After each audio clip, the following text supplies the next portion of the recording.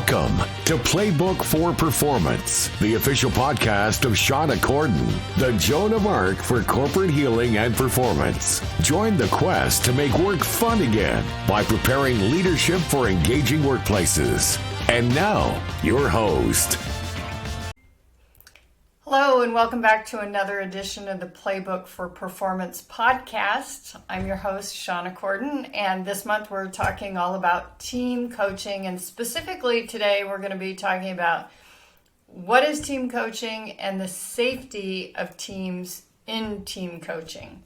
So all of you have heard the term psychological safety made popular by Dr. Amy Edmondson and her research, and we're going to dive into that a little more deeply today, and just some brand new research from my partner Team Coacher AI about the data that they have with teams and psychological safety and how that's really generated, and the prerequisites to moving from comfortable and producing with high psychological safety to really excelling. So let's dive into it.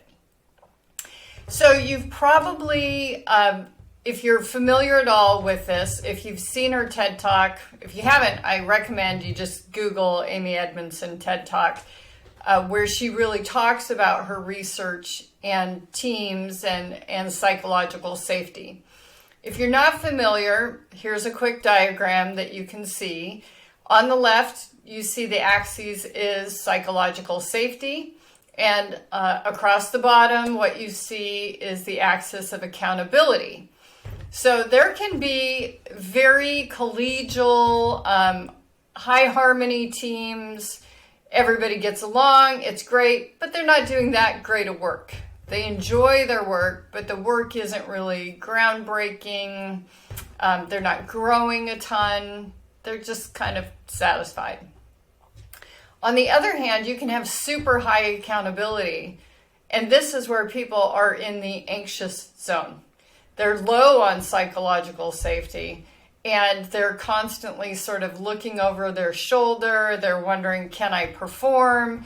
Am I in trouble here? What's going on? So you see a lot of this kind of anxious behavior, and really they kind of look at this whole thing of, I'm being challenged, standards are higher, and there's clear expectations, but boy, I'm really struggling here because I'm not comfortable. If you have low psychological safety and low accountability, you're really in this apathy zone. It's like, who cares?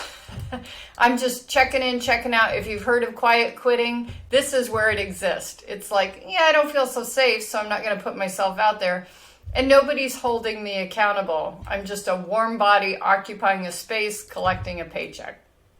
Now, the interesting thing about this is in our Team Coacher data, we know that for most teams using our tool, working with team coaching, the teams are about 90% in that upper left quadrant, what we call the comfort zone. So high harmony, but they're not really holding each other accountable.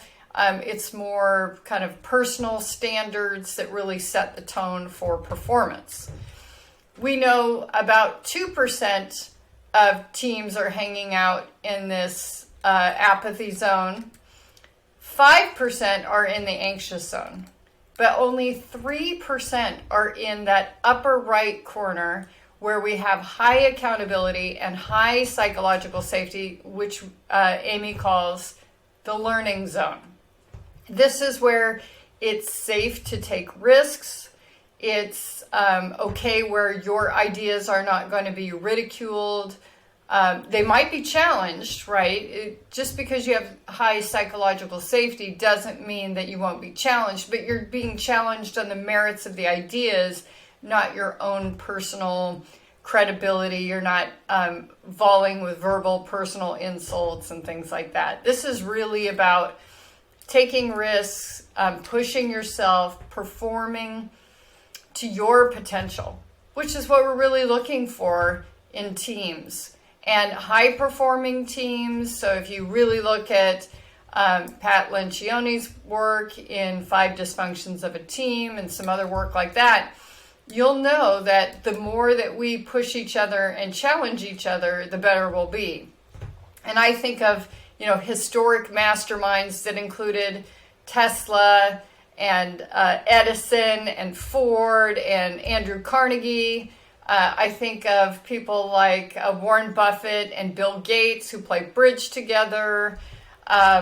These groups where they have a high degree of psychological safety, high degree of accountability. This is where they can really push themselves to learn and grow.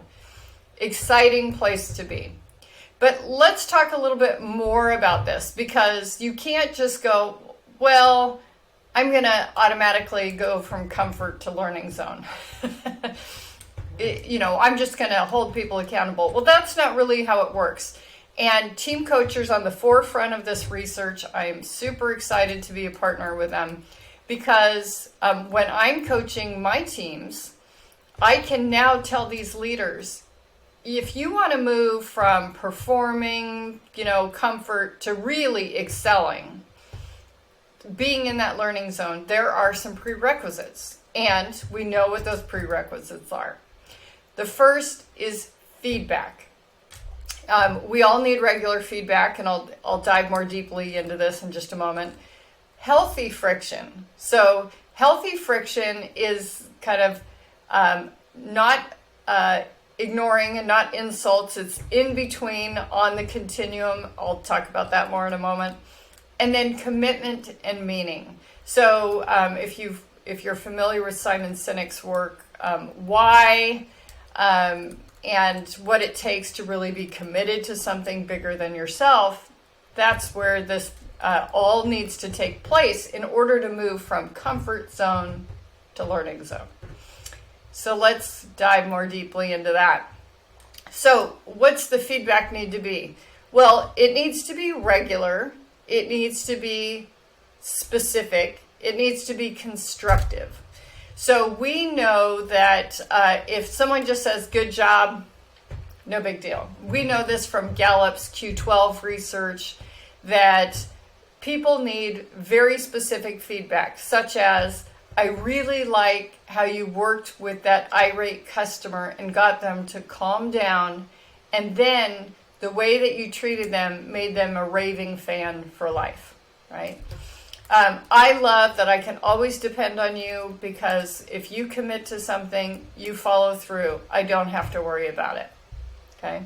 It could also be, you know what, your content here is great. Everything in here is solid. However, the thing that would make it even better is some more polish. Go over this with a fine-tooth comb. Make sure that you don't have any typos. Take out any little, remnants in your slide deck so that it really looks polished. We want the end result to look just as good as the content behind it. That kind of feedback is super helpful. Now, when we look at the Gallup research, we know that when it comes to what do I get, and it's one of the statements in the survey is, someone has talked to me about my development in the last, I think it's 2 weeks or last month. I've forgotten the time period, but it's recent. It can't be just your yearly evaluation. That evaluation is often, there's too late to do anything about it, right? It could be that the feedback that you're getting is from a long time ago, which is why I am a huge fan of Marshall Goldsmith's Feed Forward plan. And that is basically asking people, what's one thing I could do to be better in this situation? The generic version is, what's one thing that I could do that would improve the relationship between us? But it could be, what is the one thing I could do that would make this podcast better? What is the one thing that I could do to connect with you more?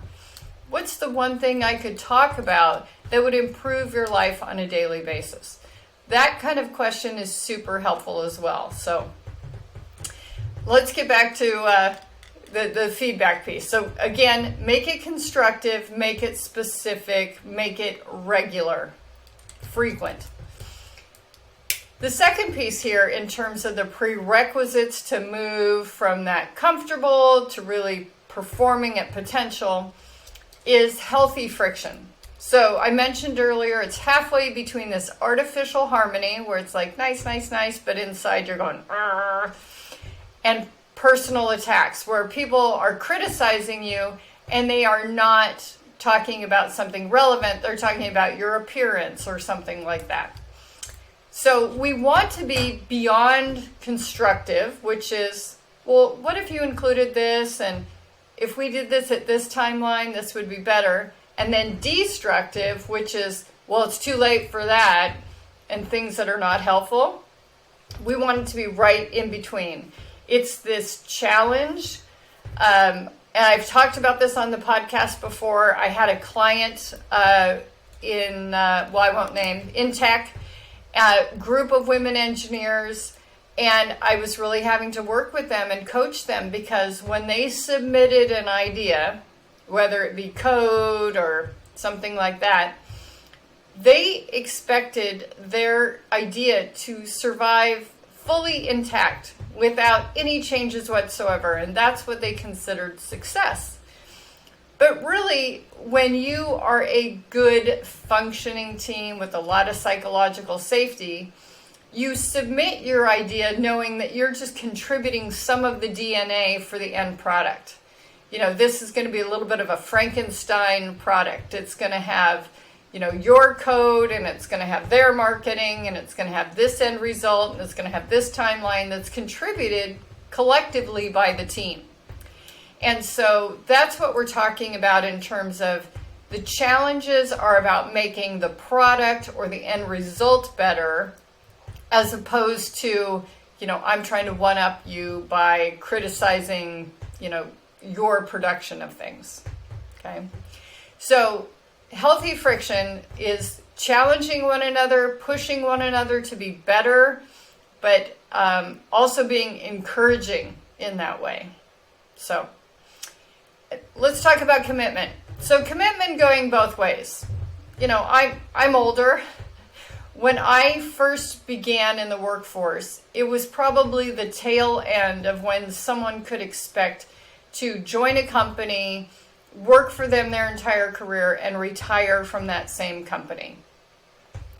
Probably 15 years ago, I think the data showed that generation of employees entering the workforce would expect to have 5 to 7 career changes, not just employer changes, but career changes between the time they entered the workplace and retirement. And along that continuum, employers became less loyal to their employees, and employees repaid that lack of loyalty. So people were taking their institutional knowledge with them, and they were using it to get a jump in the workplace somewhere else, maybe with a competitor. But we really want employees to know that they belong, that the employee is going to take care of them within what is both ethical, reasonable, and the expectation is set appropriately. And we want employees to be devoted. We want them to do their best, take appropriate risks, be challenged, come and put in a good day's work, or from home, wherever it is that they're working from. But they're truly committed, and they're really ethical about how they're delivering. Okay. And then when we talk about meaning, especially for our younger generations, I would say less so for boomers, Gen X, but definitely millennials and below. I think we really see how much more meaning is relevant to them in terms of how does their company perform? Are they connected to the mission of the company? Can they relate? Are they proud of the company they work for? Are they proud of the work they do? Those things are also very important in terms of moving from comfortable to really that high high accountability, high psychological safety quadrant. So interesting food for thought here when we talk about psychological safety, what it means for teams. And as a leader, knowing that you've got these prerequisites that you've got to fulfill to move your team from this space to this space. So how do you do that? Well, besides this little checklist that we've provided, it's regular dialogue. It's posing open-ended questions that don't have a right or wrong answer, where people practice sharing their feelings, sharing their opinions, and knowing that it's safe to do so. They're not criticized for that, they're appreciated for it, and so on. So it takes some practice and it takes time. A colleague of mine, Doug Floor, talks about you cannot have quality time without quantity time. So as a leader, you want to schedule those one-on-ones. You want to make them a priority and honor them. It's not the first thing to be moved on your calendar when something else comes up. And make sure that you've got an agenda for those meetings. So we'll talk more about those topics as the month goes on, but just want to remind all of you, please subscribe, give us a thumbs up if you're here on YouTube.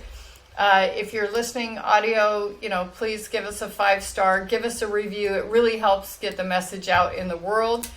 We'd love for you to invite your friends, send this recording or this video off to your teammates. Make a suggestion, make a plan. We do offer team coaching. We offer leadership coaching. Sometimes the way this works is I get together with the leader. He's or she's talking about the team, but there's some work for us to do one-on-one first. Help them kind of get their act together, get their message straight, present that to the team, and then often we'll go through that vision, mission, purpose, values, and then the rules of engagement, how the team behaves with one another, how they operate. Sometimes we'll do the DISC assessment along with that. But generally, that can take a 6-month process. And we'll be introducing this super cool tool that I talked about, that where we got this data about the percentages and the prerequisites, the Team Coacher tool, which is an AI tool. It uses pulse surveys to figure out where the team sits right now, how comfortable they are, and engages them in dialogue with prompts. So a great tool. I can't say enough about it. And obviously the insights that we're getting from the tool are even greater.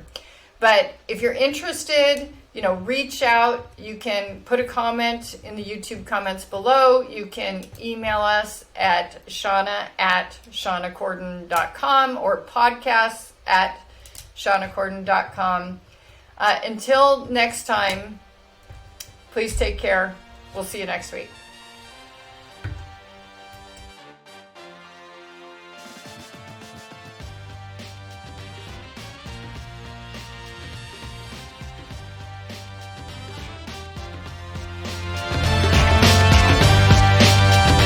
Thank you for listening to Playbook for Performance.